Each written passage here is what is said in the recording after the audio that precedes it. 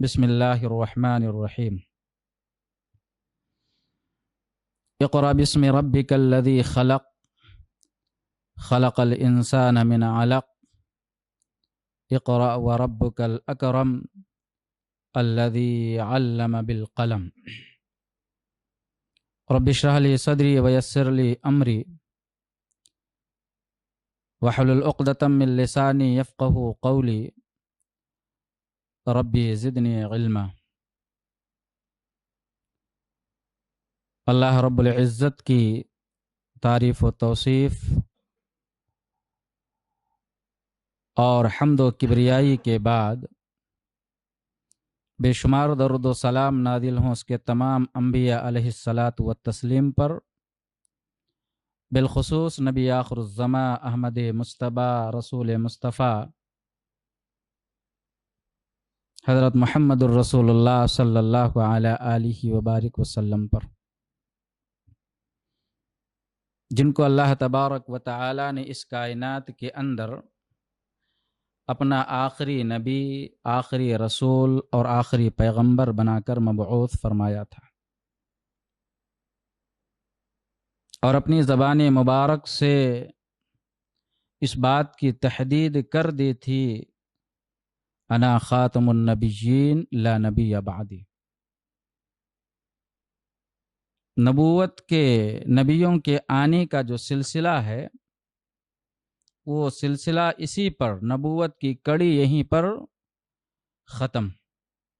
میں آخری نبی ہوں، اور نبیوں کے آنے کا جو تسلسل تھا حضرت نوح علیہ السلام سے لے کر آج تک، یہ تسلسل یہیں پر منقطع ہو رہا ہے۔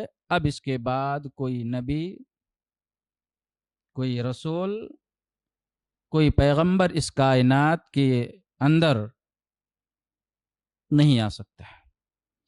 ایسے نبی حضرت محمد الرسول اللہ صلی اللہ علیہ وسلم پر ان گنت اللہ تبارک و تعالی کی رحمتیں اور اس کی عنایتیں نازل ہوں۔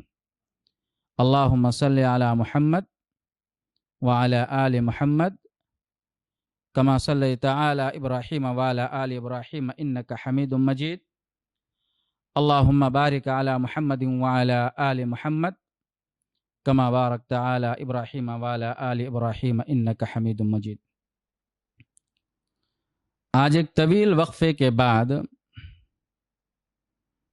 الف ٹی وی کے اس بینر کے نیچے سے خطاب کرنے کا موقع مل رہا ہے۔ آج کے اس موقع پر میں نے جس عنوان کا انتخاب کیا ہے وہ عنوان ہے غار حرا کا پیغام۔ پوری انسانیت بالخصوص مسلمان یہ چیز اچھی طریقے سے جانتے ہیں کہ نبی اکرم صلی اللہ علیہ وسلم کو جو مقام نبوت پر فائز کیا گیا، یا جہاں سے قرآن کے اترنے کا تسلسل ہوا، جہاں سے اس کا آغاز ہوا، وہ مقام اور وہ جگہ غار حرا تھے۔ لیکن اس موضوع پر پہنچنے سے پہلے اور نبی اکرم صلی اللہ علیہ وسلم کے لائے ہوئے اس پیغام کو سننے سے پہلے یا سنانے سے پہلے، نبی اکرم صلی اللہ علیہ وسلم کے زمانے میں آپ سے پہلے جو زندگی کی کیفیت، جو زندگی کے حالات تھے، اگر وہ ذہن نشین ہو جائے تو نبی اکرم صلی اللہ علیہ وسلم کی بعثت کا مقصد اور حرا کا جو پیغام تھا، وہ پیغام، اس پیغام کے لانے اور بھیجنے کا مقصد بہت اچھی طریقے سے آپ کے ذہن نشین ہو جائے گی۔ حضرت عیسیٰ علیہ السلام کے اس دنیا سے رخصت ہو جانے کے بعد اس سرزمین پر انسانیت مردہ ہو چکی تھی۔ ظلم و زیادتی، لوٹ گھسوٹ اور انارکی اتنی عام ہو چکی تھی کہ اپنوں کو نہیں سمجھتا تھا،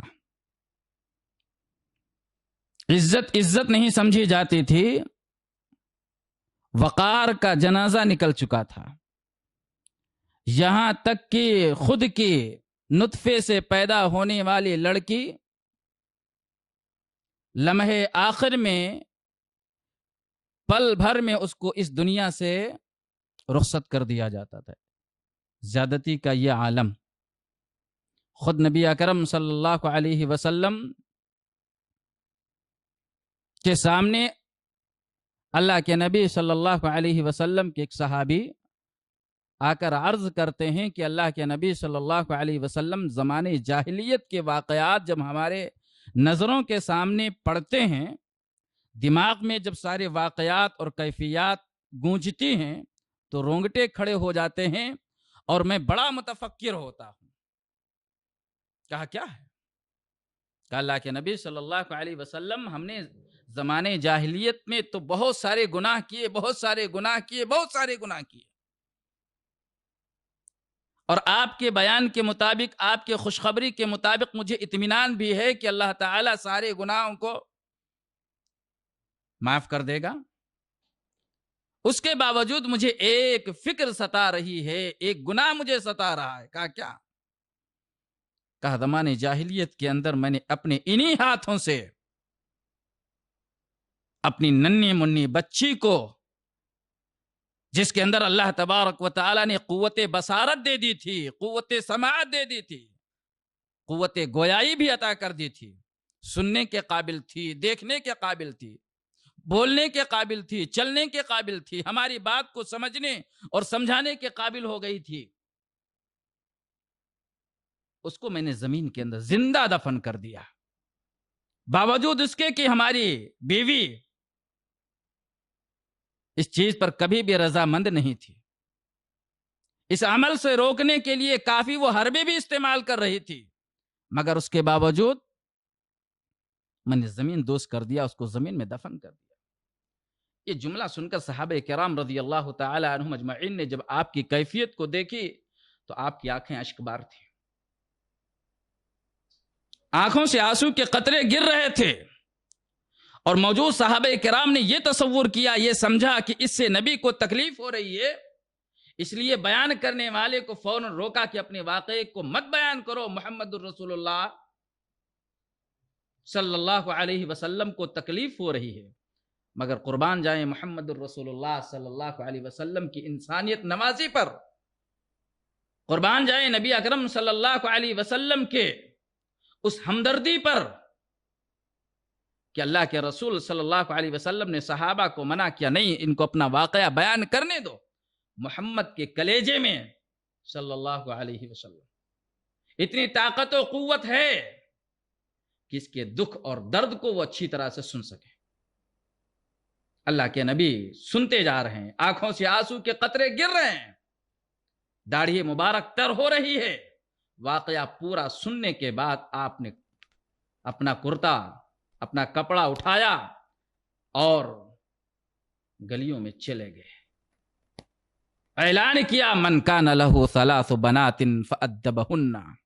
اے لوگو، تمہیں شرم آ رہی ہے؟ بچیوں کی پیدائش پر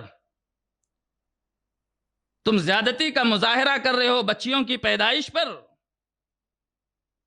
اتنا ظلم، اتنی زیادتی بچیوں کی آمد پر۔ سن لو، جس کے یہاں 3 بچیوں کی پیدائش ہو جائے اور ان بچیوں کی وہ تربیت کر لے،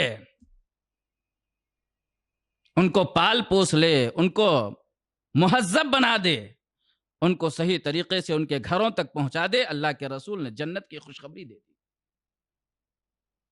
صحابہ نے پوچھا اگر کسی کے پاس 2، بھئی دین تک نہیں پہنچ سکا، 2 تک پہنچا، اس کا کیا معاملہ ہوگا؟ تو آپ نے فرمایا اس کے لیے ہوتا ہے، ہم 2 ہمارے 2، ہم 2 موجودہ زمانے میں اس مسئلے کا حل بھی اللہ کے نبی صلی اللہ علیہ وسلم نے کر دیا کہ اگر کسی کے پاس 3 بچیاں نہیں، صرف 2 ہی بچیاں ہوں اور ان بچیوں کی تربیت کر لے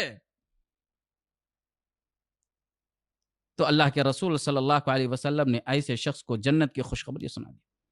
صحابہ کہتے ہیں اگر ہم ایک بچی کے بارے میں بھی سوال کرتے تو شاید آپ کا یہی جواب ہوتا۔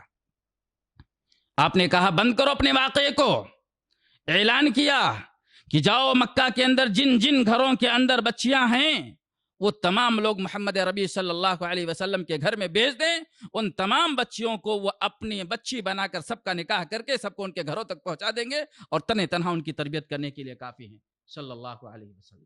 یہ انتہا تھی زمانے جاہلیت کے اندر۔ آپ کی آمد سے پہلے پہلے معاشرے کا یہ ماحول تھا کہ لوگ خود اپنے نطفے سے پیدا ہونے والی بچی کو اپنے ہاتھ سے زندہ دفن کرنے میں کسی قسم کی آر محسوس کرنا۔ اور یہ صرف جہالت کی بنیاد نہیں، یہ جہالت کی وجہ سے نہیں تھی کہ یہ سب کے سب جاہل لوگ تھے، جاہل نہیں تھے، بلکہ جہالت نے، معاشرے کے اندر پھیلی ہوئی جہالت نے ان کو اس راہ پر لا کھڑا کیا تھا۔ وہ خود تو پڑھے لکھے تھے، فصیح و بلیغ تھے، ان کی فصاحت و بلاغت کے چرچے عرب سے نہیں بلکہ عرب سے نکل کر دوسرے علاقوں میں بھی ہوا کرتے تھے۔ میں بتاؤں فصاحت کے سلسلے میں، اس زمانے میں تو عربی دانی پر، عربی کی فصاحت و بلاغت پر چرچے ہوا کرتے تھے۔ ایک سے ایک عربی زبان کے استعمال کرنے والے، عربی الفاظ کو اپنی زبانوں سے مختلف عبارات کے ساتھ اس کی تعبیرات کو بیان کرنے والے لوگ موجود تھے۔ آپ نے سنا ہوگا اللہ تبارک و تعالی نے قرآن کی ایک سب سے بہت چھوٹی سورت آیت نازل کی۔ وہ کون سی سورت ہے؟ سب سے، پورے قرآن کریم میں سب سے چھوٹی آیت، اس سے چھوٹی سورت کوئی سورت نہیں ہے۔ انا اعطینا کل کوثر فصل لربک ونحر ان شانئک هو الابتر۔ اس کے اندر ایک بڑا امتیاز ہے۔ امتیاز یہ ہے کہ ہر جملے کے آخر میں لفظ را موجود ہے۔ انا اعطینا کل کوثر فصل لربک ونحر ان شانئک هو الابتر، ہے نا یہ امتیاز۔ جب اس سورت کا نزول ہوا تو اللہ کے نبی صلی اللہ علیہ وسلم نے اپنے ایک صحابی کو بلایا، کیونکہ شعر و شاعری کا ماحول تھا، بڑے بڑے شعراء اس زمانے میں موجود تھے، قصیدے لکھا کرتے تھے۔ کسی کی تعریف کرنا ہو تو شعر و شاعری کے انداز میں کیا کرتے تھے، وہ تعریف کیا کرتے تھے اور اس شعر و شاعری کو خانہ کعبہ کی دیوار پر لٹکا دیا کرتے تھے اس زمانے میں، خانہ کعبہ کی دیوار پر، تاکہ لوگ آئیں اور ان کی شعر و شاعری کو دیکھیں، سنیں اور لکھنے والے کی تعریف کریں۔ جب یہ آیت نازل ہوئی، یہ سورت نازل ہوئی، تو اللہ کے نبی صلی اللہ علیہ وسلم نے کہا لے جاؤ قرآن کی اس سورت کی 3 آیتوں کو کاغذ کے ٹکڑے پر لکھو اور خانہ کعبہ کی دیوار پر اسے بھی چسپا کر دو۔ اور جیسے اللہ کے نبی صلی اللہ علیہ وسلم کے حکم کی تعمیل کی گئی، خانہ کعبہ کی دیوار پر اس سورت کی آیتوں کو لگایا گیا۔ مکہ کے شعراء چلے آ رہے ہیں، امڑ رہے ہیں مکہ کی دیواروں کی طرف، خانہ کعبہ کی دیواروں کی طرف چلے آ رہے ہیں۔ اور جیسے دیکھتے ہیں کہ آج محمد الرسول اللہ صلی اللہ علیہ وسلم نے بھی شعر و شاعری کی ہے، تو ان کے اندر ایک نئی کیفیت پیدا ہوئی کہ آج ہم محمد کے شعر و شاعری سے مقابلہ کریں گے صلی اللہ علیہ وسلم۔ حالانکہ یہ نبی کی کوئی شعر و شاعری نہیں تھی،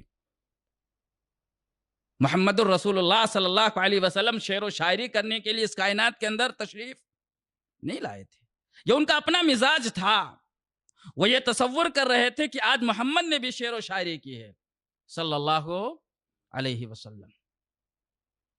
ان کا کوئی شاعر پہنچتا ہے، دیکھتا ہے، کہتا ہے آج تو محمد نے شاعری کی، دیکھا، کہا انا اعطینا کل کوثر فصل لربک ونحر ان شانئک هو الابتر۔ ایک شاعر سوچا کہ میں اس کا جواب دوں، مگر کوئی جواب بن نہیں پڑ پایا۔ دوسرا آیا، دوسرا جواب دینے کی کوشش کیا، کوئی راستہ نہیں نکل پایا۔ تیسرا آیا، کہا آخر یہ جواب کون دے گا؟ تو شاعروں کا بابا تھا اس زمانے میں، شاعروں کا بڑا، جس کا نام تھا لبید۔ کہا اس کو بلاؤ، لبید کو، وہ کیا کرے گا، اس شاعری کا جواب ضرور دے گا۔ بلایا گیا، کہا لبید کو بلا کر لایا جائے۔ اب لبید بڑے تم تراق سے اور بڑے زوم کے ساتھ کہ آج میں محمد کی شاعری کا جواب دے کر ہی رہوں گا. جہاں ہمارے شعرا ناکام ہو گئے، ہمارے شعرا نے محمد کی شاعری کا کوئی جواب نہیں دیا صلی اللہ علیہ وسلم، آج میں لبید جو اس زمانے کا سب سے بڑا شاعر ہوں، اس شعر کا جواب ضرور دے کر رہوں گا. سینہ تان کے ایک نیا جذبہ لے کر، نیا زوم لے کر، ایک نئی فکر لے کر خانہ کعبہ کے پاس پہنچا. یوں لٹکتے ہوئے تحریر کو دیکھنے کے لیے اپنا سر اٹھایا، سر کو نیچے کیا، سر اٹھایا، سر نیچے کیا، سر اٹھایا، سر نیچے کیا. سوچ دماغ کام نہیں کر رہا کہ آج محمد الرسول اللہ صلی اللہ علیہ وسلم نے کیسی شاعری کی ہے، اس کا کس طرز پہ جواب دیا جائے. تھوڑی دیر کے بعد سوچنے کے بعد اس نے اپنے چغادریوں کو، اپنے حواریوں کو اور اپنے ماتحت کام کرنے والے شعراء کو کہا، ہاتھی بقرطاس، لاؤ قلم، لاؤ کاغذ، لاؤ. اور لبید محمد کی شاعری کا جواب دینے کے لیے تیار ہو چکا صلی اللہ علیہ وسلم. جتنے شعراء تھے خوش ہو گئے، آج شاعروں کا بابا محمد الرسول اللہ صلی اللہ علیہ وسلم کی شاعری کا جواب دے کر رہے گا. سارے لوگ چلے گئے، اپنے گھروں سے کاغذ لے کر، قلم لے کر آئے اور لبید کی خدمت میں پیش کیا کہ اے میرے بابا، شاعروں کے بابا، یہ محمد کی شاعری کا جواب دے کر دکھا دو. مگر یاد رہے، قلم ہاتھ میں لیا، کاغذ کو ہاتھ میں لیا اور کیا لکھا؟ انا اعطیناک الکوثر فصل لربک وانحر ان شانئک هو اس نے سمجھا تھا کہ یہ شعر ہے، اس نے اس شعر کے طرز پر آگے کا جو مصرع بٹھانے کے لیے سوچا پہلے یہ تینوں شعر کو لکھ لیں اور اس کے بعد چوتھا مصرع ہم جواب دیں گے. تو اس نے کیا لکھا؟ کہا ما ھذا قول البشر، یہ کسی انسان کا کلام ہو نہیں سکتا. لبید عاجز ہے. شعراء کے چہرے اتر گئے، حیران و ششدر کی یہ شاعروں کا بابا آج محمد الرسول اللہ صلی اللہ علیہ وسلم کی شاعری کو قبول کرنے کے لیے اور محمد کی شاعری کے سامنے اپنے آپ کو کمتر سمجھنے کے لیے تیار ہو گیا صلی اللہ علیہ وسلم. اور کیوں نہ تیار ہو، یہ محمد کا کلام تو تھا نہیں صلی اللہ علیہ وسلم، یہ تو محمد الرسول اللہ صلی اللہ علیہ وسلم پر اترنے والا وہ کلام تھا جو اس زمانے میں اترا جب انسانیت ختم ہو چکی تھی. انسانیت نے اپنے جنازے کو اور اپنی انسانیت کو جنازے کی شکل میں زمین کے اندر دفن کر دیا تھا. ایسے وقت میں حضرت ابراہیم علیہ السلام کی دعا رنگ لائی. حضرت ابراہیم علیہ السلام نے کیا کہا تھا؟ ربنا وابعث فیہم رسولا، اے میرے رب اس کے اندر ایک رسول کو بھیجنا. کیا کرے وہ رسول؟ یتلو علیہم آیاتک ویعلمہم الکتاب والحکمہ ویزکیہم انک انت العزیز الحکیم. جو تیرے قرآن کی آیتوں کی تلاوت کرے، موجودہ لوگوں کے دلوں کا تزکیہ کرے، ان کے نفوس کو پاک کرے، کتاب و حکمت کی بات کو سکھائے. یہ دعا رنگ لائی. عیسیٰ علیہ السلام کی خوشخبری رنگ لائی، جنہوں نے کہا تھا مبشرا یاتی برسول اسمہ احمد، میرے بعد ایک ایسا رسول آنے والا ہے کہ جن کا نام کیا ہوگا؟ احمد. آخرکار مکہ کی سرزمین پر عبد المطلب کے گھرانے میں، عبد المطلب کے گھر میں ایک ایسا لاڈلا پیدا ہوا، ایک ایسا بچہ پیدا ہوا کہ جس کے نام میں ندرت، نیا پن. نام بھی رکھا، کیا رکھا؟ محمد.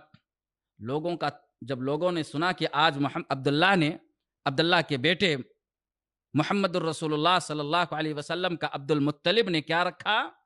نام محمد رکھا ہے، تو دوڑے ہوئے چلے آئے. عبداللہ تو تھے نہیں، والد محترم موجود نہیں تھے. ساری ذمہ داریاں کس کی تھی؟ دادا کی، عبد المطلب کی. اس زمانے کے بڑے آدمی لوگ دوڑے ہوئے چلے آئے.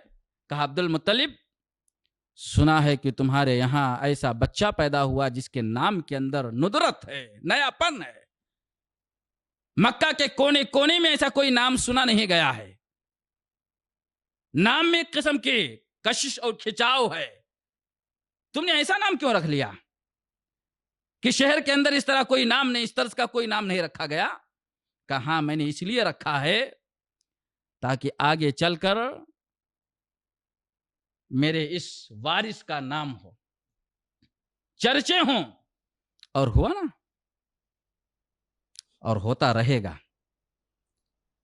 چرچے اس وقت بھی ہوئے، آج بھی ہو رہے ہیں، اور قیامت تک ہوتے رہیں گے۔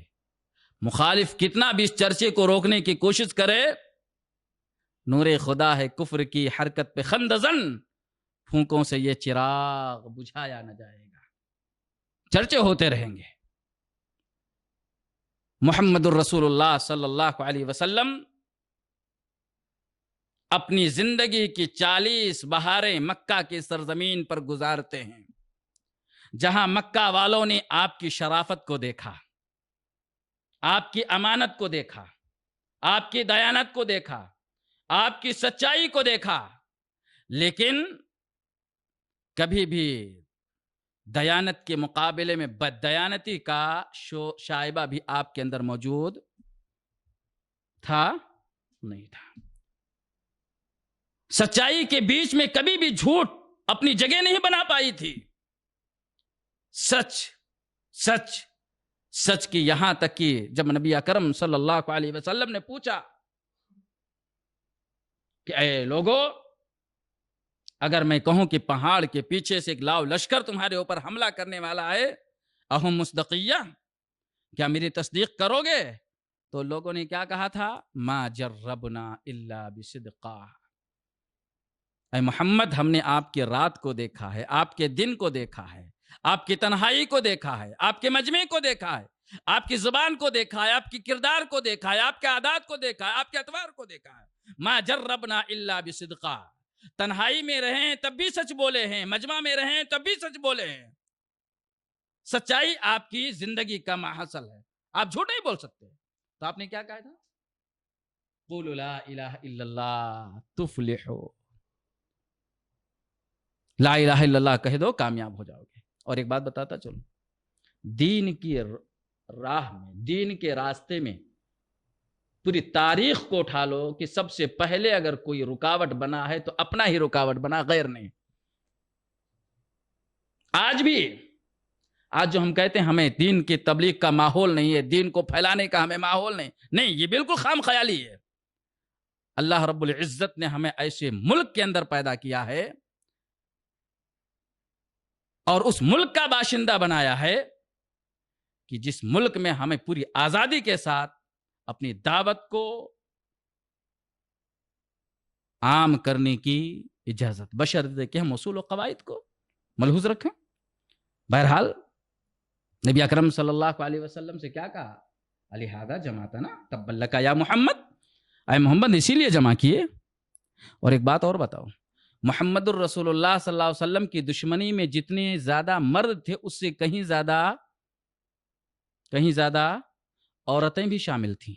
ایسا نہیں کہ صرف نبی کی دشمنی میں مرد ہی کھڑے ہو گئے ہوں، بلکہ عورتیں بھی آپ کی دشمنی میں پاگل ہو رہی تھی اس زمانے میں۔ اور خود محمد الرسول اللہ صلی اللہ علیہ وسلم کی سگی چچی، جن کا نام ام جمیل تھا، اتنی پاگل اتنی دیوانہ محمد الرسول اللہ صلی اللہ علیہ وسلم کی دشمنی میں کہ اپنا 9 لکھا ہار، جو عورتیں اپنے گلے میں ہار پہنتی تھیں، بڑا قیمتی ہار اس زمانے میں موجود تھا ام جمیل کے گردن میں، وہ ہار کو نکال کر اپنی انگلیوں کے اندر ایسے نچاتے ہوئے مکہ کی گلیوں میں گھوم رہی تھی اور کہہ رہی تھی کہ جو محمد الرسول اللہ صلی اللہ علیہ وسلم کو تکلیف پہنچائے گا، جو ختم کر دے گا، ام جمیل اپنی وہ ہار اس کو دے دے گی۔ اتنی دیوانی ہو چکی تھی، پاگل دیوانہ پن ہو چکا تھا ام جمیل کا کہ وہ محمد الرسول اللہ صلی اللہ علیہ وسلم کے لیے اعلان کر چکی۔ ایک دن اللہ کے نبی صلی اللہ علیہ وسلم کسی وجہ سے صبح نہ نکل سکے، 1-2 دن کا وقفہ ہو گیا، نہیں دیکھا اس نے، آ کر اللہ کے نبی صلی اللہ علیہ وسلم سے کہا اے محمد کیا ہوا تمہارا شیطان عقلاک الشیطان، عقلاک الشیطان، کیا تم کو تمہارے شیطان نے چھوڑ دیا، تم اکیلے ہو گئے تنہا؟ یعنی جبریل علیہ الصلوۃ والسلام کو کس سے تعبیر کیا؟ نعوذ باللہ ثم نعوذ باللہ، کس سے؟ شیطان سے۔ عقلاک الشیطان، کیا شیطان نے تم کو چھوڑ دیا؟ کئی دن سے دیکھ رہا ہوں کہ تمہارے پاس شیطان نہیں آ رہا ہے۔ بڑی تکلیف ہوئی ہے سن کر نبی اکرم صلی اللہ علیہ وسلم کو، فوراً جبریل امین کا نزول ہوا، اور اسی طرز پر اللہ تعالیٰ نے آیت نازل کی، کیا کہا؟ والضحیٰ والضحیٰ واللیل وما سجا ما ودعک ربک وما قلع۔ اے محمد الرسول اللہ صلی اللہ علیہ وسلم، آپ کو پریشان ہونے کی ضرورت نہیں ہے، یہ ہواؤں کے جھونکے ایسے آتے رہتے ہیں آپ کو تکلیف دینے کے لیے، حالانکہ آپ کے رب نے آپ کو چھوڑا نہیں ہے اور آپ سے بیزار نہیں ہوا ہے۔ جس الفاظ میں نبی اکرم صلی اللہ علیہ وسلم کو سگی چچی نے گالی دی، اسی الفاظ میں پلٹا کر اللہ تبارک و تعالیٰ نے نبی کریم صلی اللہ علیہ وسلم کی طرف سے مدافعت کی اور کہا اے محمد صلی اللہ علیہ وسلم کبیدہ خاطر نہ ہوں، ان کے باتوں سے آپ رنجیدہ نہ ہوں، آپ کے رب نے آپ کو نہیں چھوڑا ہے۔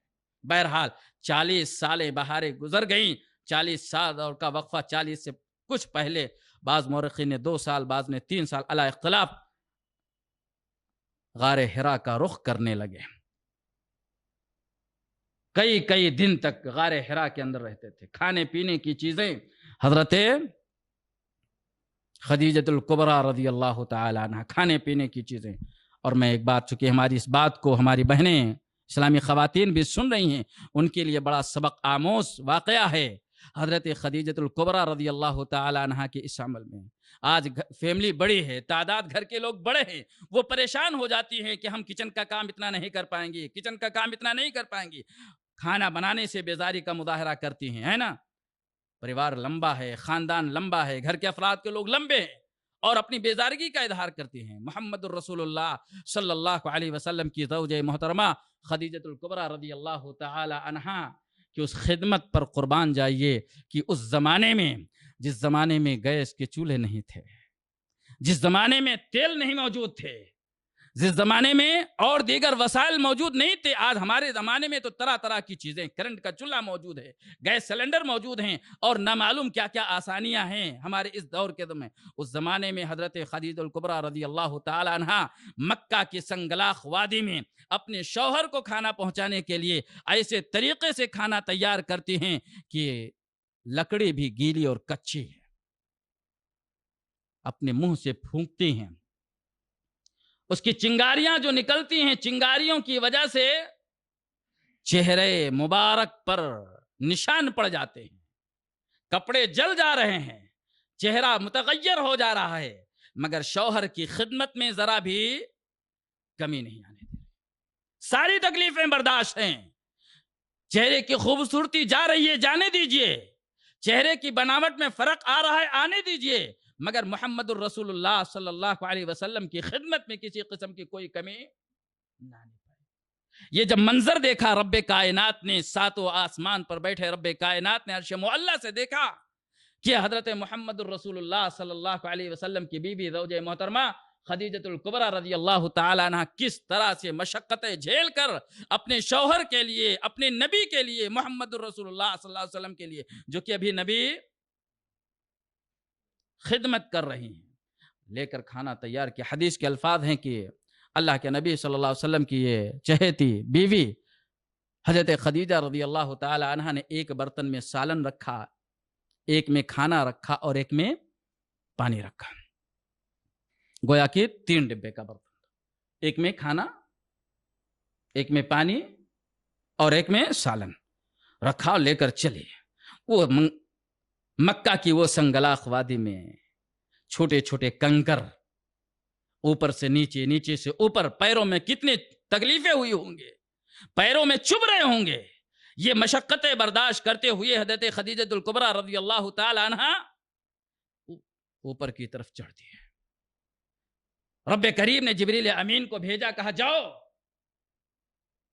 اور ایسی تکلیف اٹھانے والی عورت کو رب کا سلام عرض کر دو۔ کون سلام کر رہا ہے؟ رب کائنات، انسانوں کا رب، جناتوں کا رب، زمین کا رب، آسمان کا رب، درند کا رب، چرند کا رب، پوری کائنات کا رب۔ وہ کس کو سلام؟ ایک ادنا مخلوق کو، نبی کی چہیتی بیوی کو، خویلد کی بیٹی کو، خدیجۃ الکبریٰ رضی اللہ تعالی عنہا کو سلام کرنے کے لیے، پہنچانے کے لیے پاک فرشتے حضرت جبریل علیہ السلام کو خدیجۃ الکبریٰ کے پاس سلام پہنچانے کے لیے غار حرا کے اندر محمد الرسول اللہ صلی اللہ علیہ وسلم کے پاس بھیجتا ہے۔ کہا جاؤ محمد الرسول اللہ صلی اللہ علیہ وسلم کو اطلاع دو کہ آپ کی چہیتی بیوی آپ کے لیے برتن لا رہی ہے، کھانا لا رہی ہے، اور اس برتن کے اندر ایک میں پانی ہے، ایک میں کھانا ہے، ایک میں سالن ہے۔ فَإِذَا أَتَتْ کی جب وہ آ جائیں تو فقر علیہ السلام، تو اس پر میرا سلام کہو کہ رب کائنات نے تم کو سلام کیا۔ جبرائیل آئے اور جیسے ہی فاطمہ خدیجۃ الکبریٰ رضی اللہ تعالیٰ عنہ پہنچیں، کہا اللہ کے نبی صلی اللہ علیہ وسلم، اللہ نے خدیجہ کو سلام عرض کیا ہے۔ جبرائیل نے کہا اتنا بڑا رب خدیجہ کو سلام کرے تو کہتے نہیں بہتی گنگا میں اپنا ہاتھ میں کیوں نہ دھو لوں؟ کہا خدیجہ کو اللہ سلام کراؤ، میں سلام کا پیغام، رب کا پیغام لے کر آیا ہوں، تو میں خود کیوں نہ خدیجۃ الکبریٰ رضی اللہ تعالی عنہا کو سلام کروں؟ جب اللہ کے رسول صلی اللہ علیہ وسلم نے فرمایا کہ اے خدیجہ، رب کائنات نے آپ کو سلام عرض کیا ہے، خدیجہ نے کہا اے اللہ کے نبی صلی اللہ علیہ وسلم میرا بھی سلام پہنچا دیجئے رب کائنات کو، اس قاصد کے ذریعہ سے جو رب کا پیغام لے کر آیا ہے، رب کا سلام لے کر آیا ہے۔ جبریل امین نے دیکھا کہ جب سلام کا تبادلہ ہو رہا ہے تو جبریل امین نے کہا اللہ کے نبی صلی اللہ علیہ وسلم خدیجہ کو میرا بھی سلام عرض کر دیجئے۔ اللہ اکبر! وہ خدیجہ جو شوہر کی خدمت کے لیے اتنی تکلیف جھیلتی ہوئی مکہ کی وادی میں غار حرا کے اندر اپنے پیروں پر زخم دلاتے ہوئے، چہرے کو بدنما کرتے ہوئے، جس کی وجہ سے چہروں پر داغ بھی آ گئے تھے، کپڑے جل رہے تھے، اس کے باوجود اپنے شوہر کی خدمت میں ذرا بھی کمی آنے دیا۔ اس غار کے اندر اللہ کے رسول صلی اللہ علیہ وسلم جا رہے تھے، مہینوں گئے، کیا لانے کے لیے بھائی؟ کیا مقصد تھا غار حرا کے اندر جانے کا؟ کیا چیز لینے کے لیے گئے تھے؟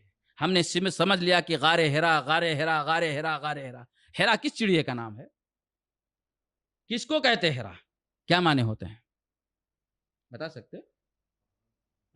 نہیں، وہ تو پہاڑ ہی ہے، لیکن حرا کے معنی کیا ہوتے ہیں؟ نوجوان نسل اس سے واقف نہیں، ہمارے بچے سے بس غار حرا کے اندر اللہ کے رسول صلی اللہ علیہ وسلم گئے، غار حرا میں نبوت ملی اللہ کے نبی صلی اللہ علیہ وسلم کو۔ حرا کے معنی ہوتے ہیں کھوجنا، حرا کے معنی ہوتا ہے تجسس کرنا، حرا کے معنی ہوتے ہیں تلاشنا، حرا کے معنی ہوتے ہیں کسی چیز کو پانے کے فکر میں لگے رہنا۔ نبی اکرم صلی اللہ علیہ وسلم کھوجنے کے لیے گئے تھے، پانے کے لیے گئے تھے، کسی چیز کو حاصل کرنے کے لیے گئے تھے۔ انسان کے اندر کسی چیز کے حاصل کرنے کی جب تڑپ پیدا ہو جاتی ہے تو کیا کرتا؟ دل و دماغ سے اسی کی طرف متوجہ ہوتا، اسی چیز کی طرف اور جب تک وہ چیز حاصل نہیں ہو جاتی اپنی کوششوں میں کبھی کمی لاتا۔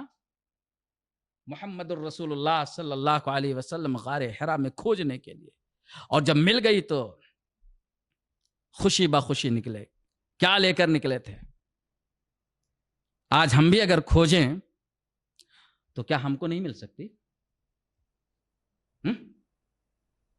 ہم بھی اگر جذبہ پیدا کر لیں کہ ہم یہ چیز حاصل کر کے رہیں گے تو کیا وہ رب کائنات جو محمد الرسول اللہ صلی اللہ علیہ وسلم کو کھوجنے پر مقام نبوت پر فائز کر سکتا ہے تو کیا وہ رب ہمیں ہماری جائز چیزوں کو نہیں دے سکتا؟ نبی کھوجنے کے لیے گئے تو اللہ تبارک و تعالیٰ نے ان کو کیا کیا؟ مقام نبوت پر فائز کر دیا۔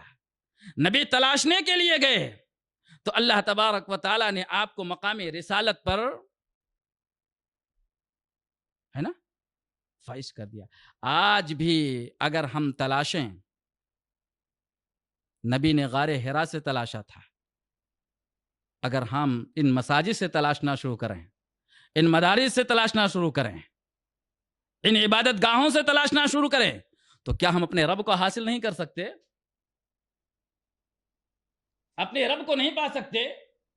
ہمارے اور اپنے رب کے درمیان جو دوریاں پیدا ہو چکی ہیں، کیا دوریاں ختم نہیں ہو سکتی؟ ہمارے اور علم کے بیچ میں جو دوریاں پیدا ہو گئی ہیں، کیا نہیں ختم ہو سکتی؟ ہمارے اور اسلاف کے طور طریقوں میں جو دوریاں پیدا ہو گئی ہیں، کیا دوریاں ختم نہیں ہو سکتی؟ یقیناً ہو سکتی ہیں۔ آج بھی اگر ہم کھوجنا شروع کریں تو یقیناً آج ہمارے درمیان بھی محمد بن قاسم جیسا شخص پیدا ہو سکتا ہے۔ آج بھی اگر ہم کھوجنا شروع کریں تو ہمارے اندر بھی ایسے دل رکھنے والے انسان پیدا ہو سکتے ہیں جو دوسروں کا درد اپنے دلوں کے اندر محسوس کریں۔ قربان جائیے محمد الرسول اللہ صلی اللہ علیہ وسلم کی غم گساری پر، قربان جائیے محمد الرسول اللہ صلی اللہ علیہ وسلم کے یتیموں پر مدد کرنے پر، کہ کس طریقے سے نبی اکرم صلی اللہ علیہ وسلم یتیموں کی مدد کرتے ہیں، غم خساروں، غریبوں، لاچاروں، بیچاروں کہ کس طریقے سے آپ صلی اللہ علیہ وسلم مدد کیا کرتے تھے۔ لیکن کیا کریں، آج ہم نے ان ساری داستانوں کو فراموش کر دیا ہے۔ ہم نے اس داستان کو فراموش کر دیا ہے جو داستان توحیدی مشن ہم کو توحیدی مشن پر لا کر کھڑا کرتے ہیں۔ ہم نے اس داستان کو فراموش کر دیا ہے جو داستانیں ہمیں تعلیم سے وابستہ کرتی ہیں۔ ہم نے اس داستان کو فراموش کر دیا ہے جو داستان ہمیں کتاب و سنت سے قریب کر دیتی ہے۔ یہاں نبی اکرم صلی اللہ علیہ وسلم نے صرف 3 سال، 4 سال، 5 سال، جو بھی مدت رہی ہو، علی اختلاف، ہم اس اختلاف پہ نہیں جانا چاہتے کہ نبی اکرم صلی اللہ علیہ وسلم کتنے سال رہے، کتنی مدت تک غار حرا میں اللہ تبارک و تعالیٰ کی عبادت کے لیے وہاں پر جایا کرتے تھے۔ لیکن جب بھی گئے اللہ کے نبی صلی اللہ علیہ وسلم تو وہاں سے کیا بن کر نکلے تو تاجدار رسالت بن کر نکلے تاجدار رسالت بن کر نکلے تو تاجدار نبوت بن کر نکلے، اور نکلے تو کفر کے خلاف یلغار لے کر نکلے، کفر کے خلاف یلغار لے کر نکلے، بدعات کے خلاف شکنجہ کسنے کا عزم لے کر نکلے، توحید و رسالت کو عام کرنے کا عزم لے کر نکلے۔ یہی بات ہے نا، محمد الرسول اللہ صلی اللہ علیہ وسلم نے توحیدی مشن کو آگے بڑھانے کا عزم جب وہاں سے لے کر نکلتے ہیں تو اس راستے میں کوئی بھی حائل ہو، محمد الرسول اللہ صلی اللہ علیہ وسلم کو ان کی طاقت، ان کی قوت، ان کی شہرت آپ کو پیچھے نہ ڈال سکے۔ آپ کو طائف کا واقعہ معلوم ہوگا، محمد الرسول اللہ صلی اللہ علیہ وسلم کو لہو لہان کیا گیا، لیکن آپ اپنی اس توحیدی مشن میں ایک قدم بھی پیچھے ہٹنے کے لیے تیار ہوئے۔ آج بھی اگر ہم کھوجنا شروع کریں یقیناً میرے بھائیوں تو یقین مانیں آج ہمارے درمیان سے قرآن و حدیث کے جو لوگ کھوجیں گے تو اس کے ذریعہ سے قرآن و حدیث کے ذریعہ سے قرآن و حدیث کے خزانے کو لے کر نکل سکتے ہیں۔ نہیں نکلیں گے اگر ہم محمد الرسول اللہ صلی اللہ علیہ وسلم کی لائی ہوئی شریعت کو کھوجنا شروع کریں، حرا کے پیغام کے اندر تجسس پیدا کرنا شروع کریں اور سوچنا شروع کریں کہ حرا کے اندر کیا پیغام تھا، کس پیغام کو لے کر نکلے تھے اللہ کے نبی صلی اللہ علیہ وسلم، تو اس کے اندر سے قرآن و حدیث کے خزانے لے کر ہم نکلیں گے، قرآن و حدیث کے جیالوں کو لے کر ہم نکلیں گے، اور اسی طریقے سے ممبر و محراب کے خطیب بھی اس کے اندر سے نکلیں گے، بشرطے کہ ہم اس پیغام کو پڑھیں۔ کیا پیغام تھا؟ اقرا بسم ربک الذی خلق، یہی پیغام تھا نا، اس سے ہٹ کے کوئی پیغام نہیں تھا۔ اقرا، پڑھو، اور جب پڑھو گے نہیں تو آپ کو اپنے رب کی معرفت حاصل ہوگی۔ اسی لیے تو کہا قل هل يستوي الذين يعلمون والذين لا يعلمون، پڑھو گے تو تمہارا امتیاز ان پڑھوں سے الگ ہو جائے گا۔ جو پڑھنا نہیں جانتے ان سے تمہاری تمیز ہو جائے گی، تمہیں فرق آ جائے گا، یہ دونوں برابر نہیں ہو سکتے۔ اللہ کے رسول صلی اللہ علیہ وسلم کو پہلا سبق دیا گیا اقرا، جو لے کر نکلے سبق وہ سبق یہ تھا، اقرا، اے نبی صلی اللہ علیہ وسلم آپ یہاں سے نکلیے تو پڑھنے کا پیغام لے کر نکلیے۔ کیا منظر تھا! اللہ کے نبی صلی اللہ علیہ وسلم، بخاری کی روایت کے مطابق جبریل امین آئے، اللہ کے رسول صلی اللہ علیہ وسلم عبادت میں متفکر ہیں، رب سے لو لگانے میں متفکر ہیں، جبریل آئے، بیٹھے، کہا اقرا۔ اگر آپ کسی کو اتنی سختی کے ساتھ کہیں بچے کو جو پڑھنا نہیں جانتا، بتائیے اس بچے کی کیا کیفیت ہوتی ہوگی جب استاد اپنے کسی شاگرد کو پڑھنے کا حکم دیتا ہے اور اس کو وہ چیز معلوم نہیں ہوتی ہے تو ایک بے چینی اس طالب علم کے اندر پیدا ہوتی ہے۔ محمد الرسول اللہ صلی اللہ علیہ وسلم سے جبریل امین نے فرمایا اقرا، اسی الفاظ میں آپ نے فرمایا ما انا بقاری، نہیں جانتا، پڑھنا نہیں آتا مجھے۔ کیوں؟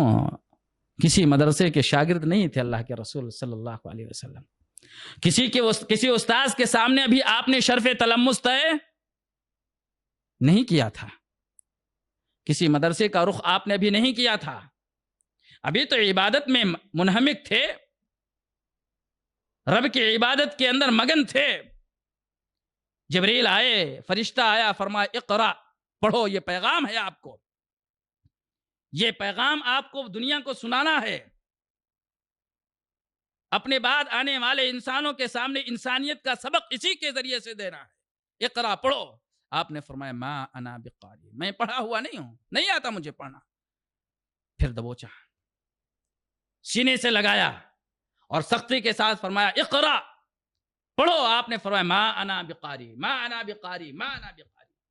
تیسری مرتبہ فرمایا اقرا بسم ربک الذی خلق، خلق الانسان من علق، اقرا وربک الاکرم الذی علم بالقلم، علم الانسان ما لم یعلم۔ جو چیز کھوجنے کے لیے گئے تھے محمد الرسول اللہ صلی اللہ علیہ وسلم، نبی اکرم صلی اللہ علیہ وسلم کو وہ چیز اقرا، اور آپ نے اپنے امت کو دیا اقرا، پڑھیے۔ اور جب لے کر آئے جو سبق تھا، سبق اتنا بھاری تھا، اتنا بھاری تھا، اتنا بھاری تھا کہ بر وقت آپ اس کو برداشت نہ کر سکے۔ پریشانی کے عالم میں حضرت خدیجہ الکبریٰ جو چھوٹے چھوٹے پتھروں کے نوک سے پہنچنے والی تکلیف کو برداشت کر رہی تھی، آج محمد الرسول اللہ صلی اللہ علیہ وسلم کے سینے مطہرہ پر، پاک سینے پر ہونے والی تکلیف کو دیکھ کر آپ کو تسلی دے رہی ہیں۔ آپ نے فرمایا زملونی زملونی زملونی، اے خدیجہ بے چینی بڑھ رہی ہے، تکلیف برداشت نہیں ہو رہی، اڑھا دو، کمبل اڑھاؤ مجھے۔ کمبل اڑھا دیا حضرت خدیجہ الکبریٰ رضی اللہ تعالی عنہا نے، اور جب تھوڑا سا وقفہ ہوا، راحت محسوس ہوئی، تو واقعہ جب بیان کرنے لگے محمد الرسول اللہ صلی اللہ علیہ وسلم، تو خدیجہ الکبریٰ رضی اللہ تعالی عنہا نے فرمایا میرے شوہر نامدار، گھبرانے کی ضرورت نہیں ہے، یہ کوئی نقصان دہ یا آپ کو تکلیف دینے والی ذات نہیں ہے، یہ تو فرشتہ ہے جو سابقہ انبیاء علیہ السلام پر آیا کرتا تھا، اور اگر آپ کو یقین نہ ہو تو میں کس سے؟ ورقہ بن نوفل سے، ورقہ بن نوفل سے میں اس کی تصدیق کرا کے رہتا ہوں، چونکہ زمانے کے عالم دین تھے اور انہوں نے بھی تصدیق کی، کہا۔ اور جب یہ آپ کو تسلی ہو گئی کہ یہ آسمانی فرشتہ ہے تو پھر ایک چاہت بھی بڑھ گئی کہ کب دیکھوں دوبارہ، کب دیکھوں۔ حدیثوں میں آتا ہے کہ اللہ کے نبی صلی اللہ علیہ وسلم کبھی باہر نکلتے اور آسمان کی طرف اپنا چہرہ پر کہیں آ تو نہیں رہا، ملنے کا ایک تجسس تھا۔ اچانک ایک دن اللہ کے نبی صلی اللہ علیہ وسلم باہر نکلتے ہیں تو کیا دیکھتے ہیں؟ آسمان ابر آلود ہے، اور وہی کیفیت طاری ہے، وہی فرشتہ ہے جو غار حرا کے اندر دکھائی دیا تھا۔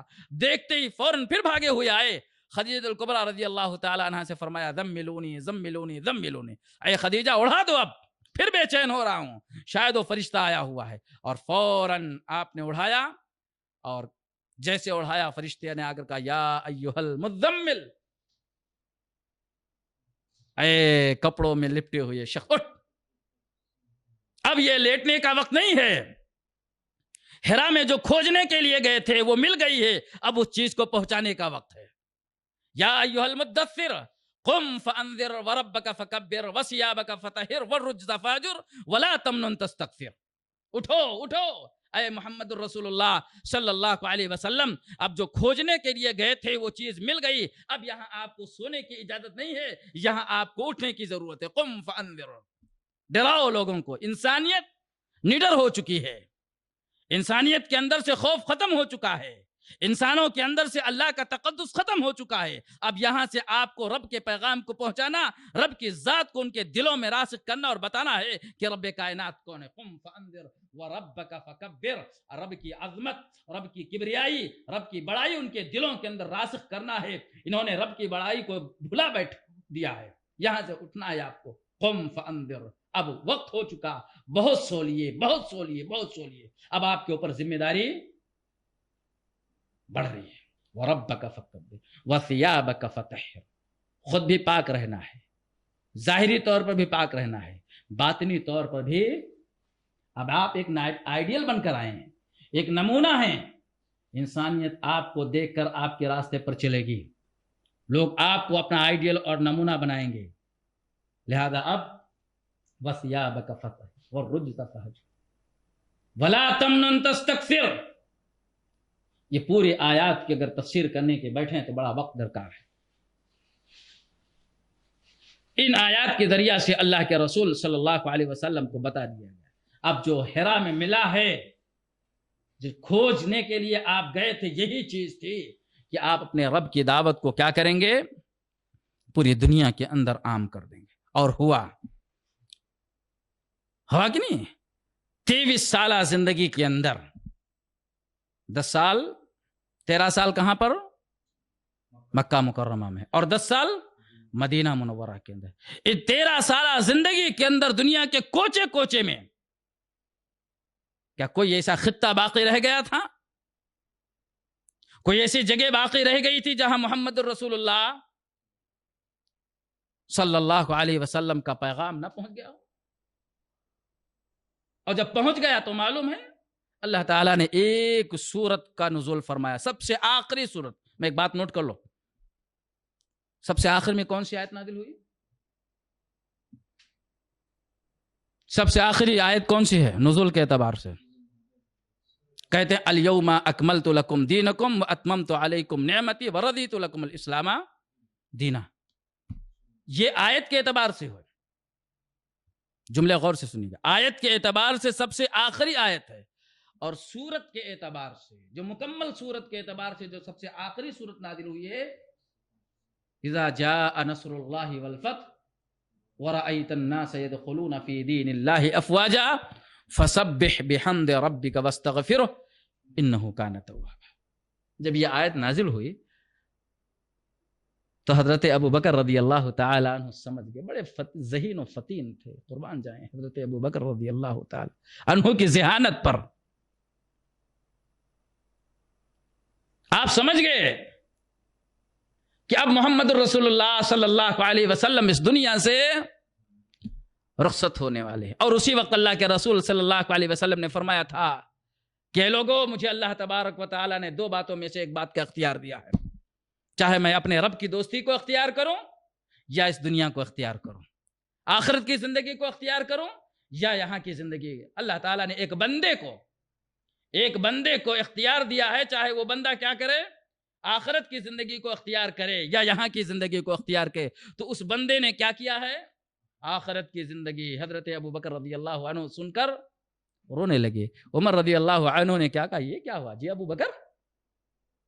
یہ تو محمد رسول اللہ صلی اللہ علیہ وسلم نے ایک آدمی کے قصے کو بیان کیا ہے، ایک آدمی کی کیفیت بیان کی ہے۔ لیکن حضرت عمر رضی اللہ عنہ کہتے ہیں کہ کچھ ہی دنوں کے بعد جب نبی اکرم صلی اللہ علیہ وسلم اس دنیا سے رخصت ہو گئے تو میں نے سمجھا کہ ہاں ابو بکر رضی اللہ تعالی عنہ نے جو سمجھا تھا وہ صحیح سمجھا تھا۔ اور یہی وجہ ہے جب انسان کا کام مکمل ہو جاتا ہے تو آدمی آرام حاصل کرتا ہے نا۔ آقا اپنے ملازم کو، مالک اپنے نوکر کو اگر رخصت دے دے چھوٹ دے دے تو اس کا مطلب کیا ہوتا ہے؟ کام مکمل ہو گیا، اس کو چھوڑ دیا تو کیا مطلب؟ جاؤ آرام کرو، اس کے معمولاتی زندگی میں کمی آ جاتی ہے.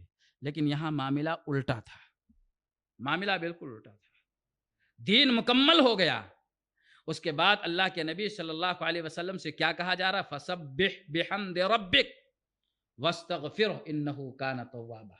اے محمد صلی اللہ علیہ وسلم، آپ اپنے رب کی تسبیح بیان کریں.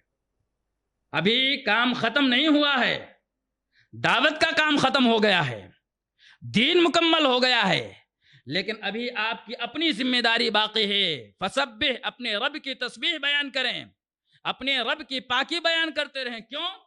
ہو سکتا ہے دعوت دین میں، تبلیغ کرنے میں کسی قسم کی کوئی کمی رہ گئی ہو، تو آپ ان دعاؤں کے ذریعہ سے، تسبیحات کے ذریعہ سے اس کی تلافی کرنے کی کوشش کریں. انہو کان توابا. بھائی استغفار کب کرتے؟ استغفار کب کرتے بھائی؟ غلطی ہونے پر. کوئی غلطی ہو جائے، استغفر اللہ مجھ سے غلطی ہو گئی بھائی، معافی چاہتا ہوں. کیا نبی اکرم صلی اللہ علیہ وسلم سے نعوذ باللہ کوئی غلطی ہو گئی تھی؟ ثم نعوذ باللہ. اللہ تعالیٰ کیا کہہ رہا؟ استغفر فاستغفروا انہ کان توابا. استغفار کرو، استغفار کرو. استغفار کو کیا ضرورت ہے استغفار کرنے کی؟ اسی طریقے سے آپ کیا کرتے؟ بیت الخلا جاتے، کیا دعا پڑھتے؟ غفرانک ہے، یا جاتے وقت کیا کہتے ہیں؟ اللہم انی اعوذ بک من الخبث والخبائث. غفرانک کے معنی بھی وہی ہوتا ہے جو استغفار کا معنی ہے. تو بھائی وہاں کون سی غلطی کر کے آئے کہ آپ غفرانک؟ وہاں تو آپ اپنی ضرورت کو پوری کر کے آئے ہیں. اس پر تو اللہ کی شکر گزاری کرنی چاہیے کہ اللہ تبارک و تعالیٰ نے ہمیں موقع فراہم کیا کہ ہم اپنی ضرورت کو کما حقہ پوری کر سکے آرام کے ساتھ. لیکن آپ کیا کہتے ہیں غفرانک؟ مطلب کیا ہے؟ مطلب یہ ہے کہ اے اللہ، ہم نے اپنی ضرورت کی تکمیل میں بھی اگر کسی قسم کی کوئی کمی رکھی ہے، کوئی غلطی ہو گئی ہے جو نبی کی سنت کے خلاف ہو، ہم اس پر بھی کیا کرتے ہیں؟ تو سے مغفرت طلب کرتے ہیں. استغفر اللہ استغفر اللہ استغفر اللہ کب کہتے؟ السلام علیکم ورحمۃ اللہ، السلام علیکم ورحمۃ اللہ شروع کرتے نا اللہ اکبر کے بعد استغفر اللہ استغفر اللہ کیوں بھائی؟ حالانکہ ہم نے 4 رکعت نماز پڑھی ہے، ہر نماز میں سورہ فاتحہ پڑھی ہے، اللہ سے دعا کی ہے، قرآن کی آیت پڑھی ہے، نہ معلوم کتنی مرتبہ سبحان ربی العظیم سبحان ربی العظیم سبحان ربی العظیم سبحان ربی العلیٰ سبحان ربی العلیٰ پڑھی ہے. اس کے باوجود کتنی دعائیں کی ہیں، اس کے باوجود نماز سے فارغ ہوتی ہی کیا کہتے ہیں؟ استغفر اللہ استغفر اللہ استغفر اللہ. کیوں؟ اس میں بھی کوئی اگر کمی رہ گئی، اللہ میں نے کما حقہ کرنے کی کوشش کی ہے، حتی المقدور ہر عمل کو تیرے حکم کے مطابق کرنے کی کوشش کی ہے، مگر اس کے باوجود انسان ہوں، کوئی خطا، کوئی غلطی، کوئی کمی، کوئی نقص واقع ہو گئی ہو، اللہ ہم کیا کرنا چاہتے؟ معافی طلب کرنا چاہتے. تو یہ ہے جو نبی اکرم صلی اللہ علیہ وسلم غار حرا سے لے کر آئے اور اپنی امت کو پیش کیا. امت چاہے تو نبی اکرم صلی اللہ علیہ وسلم کی تعلیم پر عمل کرے، اگر عمل کرتی ہے تو ظاہر بات ہے وہ اللہ تبارک و تعالیٰ کے محبوب ترین بندوں میں شامل. اور اگر اس بتائے ہوئے نبی کے اس طریقے سے اپنے آپ کو کنارہ کش رہتی رکھتی ہے اور اس سے ہٹ کر آگے بڑھنے کی کوشش کرتی ہے، تو ایسی صورت میں ظاہر بات ہے اللہ تبارک و تعالیٰ ایسے باغیوں کے لیے کیا فرمایا؟ لَأَمْلَأَنَّ جہنم من الجنۃ والناس اجمعین. انتظار کر رہی ہے، جہنم منتظر ہے. وہ جنت اور جہنم، کبھی سنا جنت کس کو کہتے ہیں؟ جنت میں سب سے پہلے داخل ہو چکے کون؟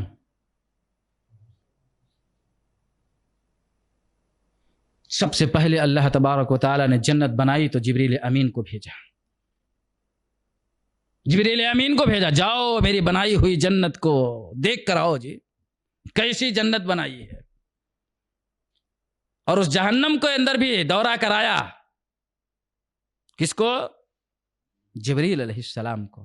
جس جہنم کے بارے میں بتایا کہ لَأَمْلَأَنَّ جَهَنَّمَ من الجنت والناس اجمعین، ہم اس جہنم کے اندر اس جہنم کو بھر دیں گے، کس سے؟ جن اور انسان، جن کے اوپر ذمہ داری ہے وما خلقت الجن والانس الا لیعبدون، جنت میں بھیجا، جہنم میں بھیجا۔ جبریل خوشی خوشی جنت کے اندر گئے، جنت کا مشاہدہ کیا، جنت کے کیاریوں کا مشاہدہ کیا، باغات کا مشاہدہ کیا، اور ساری چیزوں کو دیکھ کر آئے۔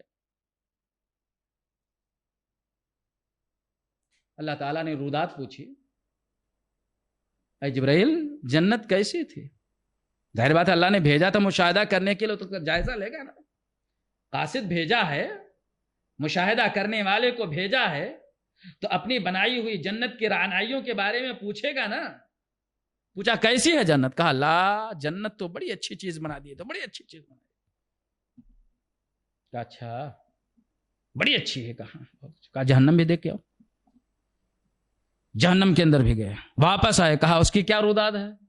فرمایا بڑی خطرناک جگہ ہے، بڑی خطرناک جگہ ہے۔ اچھا، کہا پھر جنت میں جاؤ۔ جبرائیل خوش تھے، جہنم میں جانے کے بعد اب جنت میں جا رہا ہوں، تو جہنم کی جو تکالیف ہیں وہ ساری تکالیف کیا ہو جائیں گی؟ مٹ جائیں گی، بھول جائیں گی۔ لیکن یہ سفر پہلے والے سفر سے مختلف تھا، مشکل ترین سفر تھا۔ جب دوسری مرتبہ گئے تو دیکھا قدم قدم پر پریشانی، قدم قدم پر کاٹے، قدم قدم پر تکلیف۔ اب جنت میں اگر چیزیں ہیں تو پھر جنت کیا معنی رکھتی ہے بھائی؟ آئے کہا اے اللہ جہنم خطرناک ہے، لیکن جنت کے راستوں پہ بھی بہت ہی مشکلات ہیں، جنت کے راستوں پر بھی بڑے، جنت کے اندر جو باغیچے ہیں، جو کیاریاں ہیں، جو محلات ہیں، وہ تو اپنی جگہ پر مزین ہیں، مگر اس تک پہنچنے کے لیے، محلات میں پہنچنے کے لیے، باغات تک پہنچنے کے لیے جو پریشانیاں آئی ہیں میں اس کو بیان نہیں کر سکتا۔ کہاں میرے بندے جو ان پریشانیوں کو برداشت کر لیں گے، اس مشکلات کو برداشت کر لیں گے، وہی جنت کی نعمتوں کو حاصل کریں گے۔ یہ دنیا ہمارے لیے امتحان گاہ ہے۔ یہ قدم قدم پر جو ہم کو پریشانیاں مل رہی ہیں نا، چاہے دینی اعتبار سے ہو یا دنیاوی اعتبار سے، یہ پریشانیاں اس بات کی غماز ہیں کہ اگر ہم ان پریشانیوں کو برداشت کر لیں گے، ان کو جھیلنے کے عادی بنا لیں گے اپنے آپ کو، صبر و شکر کو اپنے دامن سے لگا کے رکھیں گے، تو وہ جنت آپ کا انتظار کرے۔ جس جنت کے بارے میں حضرت نبی اکرم صلی اللہ علیہ وسلم نے فرمایا حدیث جبرائیل میں آپ نے فرمایا اعدت لعبادی الصالحین ما لا عین رأت ولا اذن سمعت ولا قلب خطر۔ کتنی بہترین جنت بنائی ہے، کتنی بہترین جنت ہم سن رہے ہیں کہ اللہ نے جنت بنائی ہے، لیکن کیا یقین کے ساتھ کہتے ہیں کہ اللہ تعالیٰ نے جنت کی اتنی نعمتیں ہیں جس کا ہمارا یہ ذہن ادراک کر سکتا ہے؟ ماورا ایسی جنت بنائی ہے جس کو آج تک کسی انسانی نظروں نے اس کو دیکھا، کسی دل نے اس کو محسوس نہیں کیا، کسی کان نے، کما حقوں نے سن رہے ہیں جنت ہے، سن رہے ہیں جنت ہے۔ یہ جنت ہمارا آپ کا انتظار کر رہی ہے، بشرطے کہ ہم اللہ تبارک و تعالی اور محمد الرسول اللہ صلی اللہ علیہ وسلم کے حکموں پر کما حقہ پورے اترنے کی کوشش کریں۔ نبی اکرم صلی اللہ علیہ وسلم کا جو پیغام تھا، اس پیغام کی روشنی میں اپنی زندگی کو ڈھالنے کی کوشش کریں۔ انسان معصوم عن الخطا نہیں ہے، انسان معصوم عن الخطا نہیں ہے، معصوم عن الخطا صرف ایک ہی ذات ہے، محمد الرسول اللہ صلی اللہ علیہ وسلم۔ خطائیں ہوتی ہیں، اللہ کے نبی نے فرمایا کل بنی آدم خطا وخیر الخطائین التائبون۔ غلطیاں انسان سے ہوتی ہیں، لیکن اللہ کی نظر میں سب سے اچھا، سب سے محبوب، سب سے پسندیدہ وہ خطا کار ہے جو توبہ کر لے۔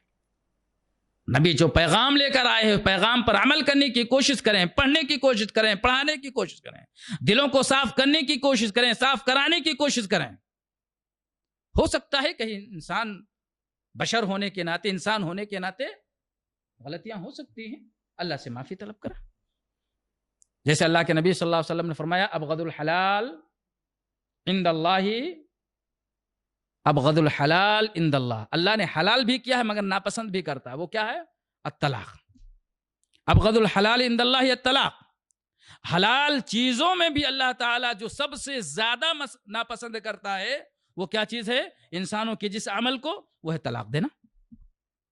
اللہ نے اجازت دی ہے کہ اگر زندگی میں کہیں درار پیدا ہو جائے، دو برتن میں آواز آنا شروع ہو جائے، کھٹ پٹ ہو جائے، تو ایسی صورت میں اللہ تعالیٰ نے کیا کی؟ اجازت دی کہ برتنوں کو الگ کر دو، خاندانوں کو الگ کر دو، ان دو مخلوق کو جو ایک جوڑے کے حیثیت سے جڑ چکے ہیں ان کو الگ کر دو. مگر اللہ نے کیا کہا؟ نبی صلی اللہ علیہ وسلم کا فرماتے ہیں ابغض الحلال عند اللہ الطلاق. اللہ کے نزدیک حلال چیزوں میں سب سے ناپسندیدہ اگر کوئی چیز ہے تو وہ ہے طلاق. اللہ سے دعا کریں کہ اللہ تبارک و تعالی ہمیں حرا کے اس پیغام پر عمل کرنے کی توفیق عطا فرمائے. حرا کے اس پیغام میں جو سب سے پہلے لفظ اقرا ہے، پڑھنے اور پڑھانے کے عمل کو اپنی زندگی میں لانے کی توفیق عطا، تاکہ ہم اس کے ذریعہ سے رسول اللہ صلی اللہ علیہ وسلم کی صحیح تعلیمات کو حاصل کر سکیں اور اسی تعلیمات کے موافق اور مطابق اپنی زندگی کو گزار سکیں. آمین. اقول قولی ھذا واستغفر اللہ لی ولکم ولسائر المسلمین. السلام علیکم ورحمۃ اللہ وبرکاتہ.